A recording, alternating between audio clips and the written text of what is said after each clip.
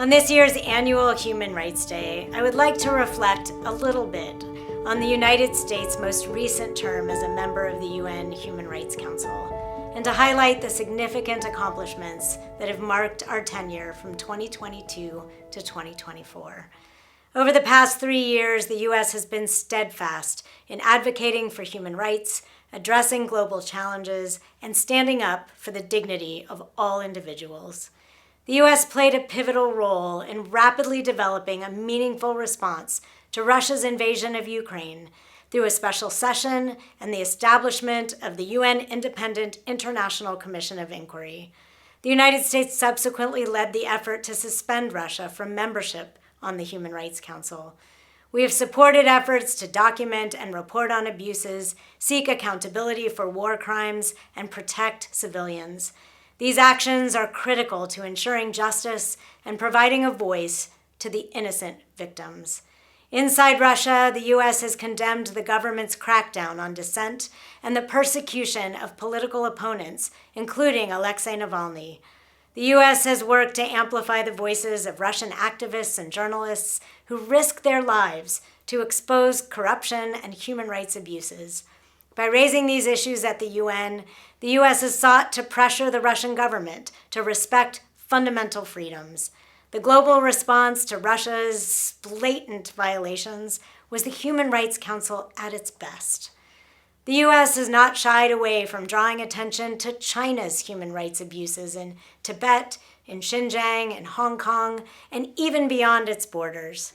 We've consistently called out the PRC government's atrocities in Xinjiang, where over 1 million Uyghurs and members of other predominantly Muslim groups have been detained in re-education camps. We led a core group of countries in calling for a debate of the High Commissioner's groundbreaking 2022 report addressing the serious human rights violations across Xinjiang. The United States has used our platform in the HRC to address anti-Israel bias, including the lack of condemnation of Hamas and their horrific terrorist attacks on October 7th.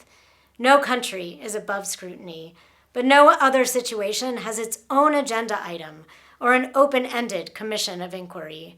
The United States leads on condemnation of this bias in order to preserve the integrity of the Council and its ability to act fairly and impartially to address human rights violations. We have also taken a major role throughout our term to combat anti-Semitism and have worked to educate our colleagues on how to identify and fight back against this vicious form of hatred. On Venezuela, the United States helped ensure that the fact-finding mission and the Office of the High Commissioner for Human Rights would continue to have a mandate to shine a light on the deepening human rights crisis. As members of the Syria Core Group, we have drawn attention to the fact that thousands of Syrian children remain in detention in horrific conditions. We have demonstrated support for the brave women of Iran who continue to risk their lives for freedom and equality. The U.S. has called for the protection of women and girls in Afghanistan, whose rights have been targeted by the Taliban in what amounts to gender persecution. We continue to push for accountability for those that violate individuals' human rights through actions such as extending the mandate of the fact-finding mission in Sudan to combat the impunity that fuels further abuse. We also introduced and passed a resolution on the right to a nationality, which brought renewed focus to the plight of millions of stateless individuals worldwide, advocating for their rights and access to citizenship. Throughout our term, the United States has also been a champion for equal rights for all persons, including women, persons with disabilities, and the LGBTQI+ community, just to name a few. This includes supporting initiatives to combat gender-based violence and fighting against discrimination in all its forms. Our work has been critical to defend human rights and block efforts by countless, like China and Russia, to redefine norms and shield their own records from scrutiny.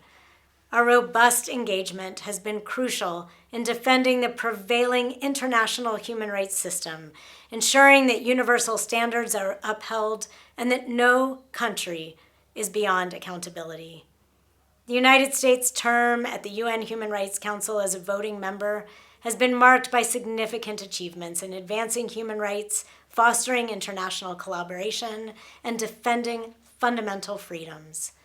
We have worked to build strong coalitions that allowed for shared leadership on matters critical to preserving the universal human rights of all individuals.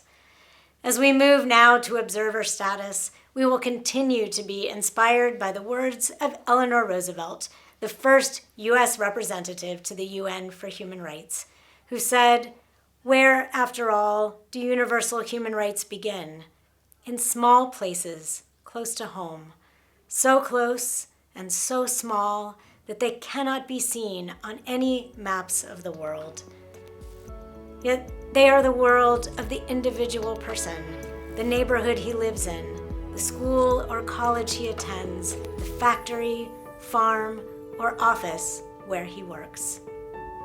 The United States will continue to uphold these universal values, as we have since the creation of the Universal Declaration of Human Rights, supporting a human rights system that advances dignity and promotes democratic values around the world.